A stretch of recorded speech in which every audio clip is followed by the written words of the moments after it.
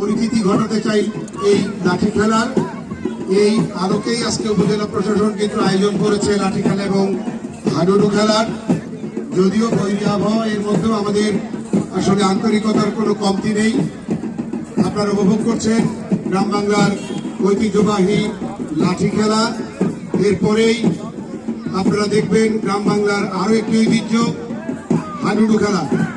আপনাদের আমন্ত্রণ জানাচ্ছি ঐতিহাসিক বালুচর মাঠে চাটমোহর উপজেলা প্রশাসন কর্তৃক আয়োজিত বাংলা 1432 বর্ষবরণ অনুষ্ঠানের এই লাঠি খেলা এবং হাডুডু খেলা দেখার জন্য।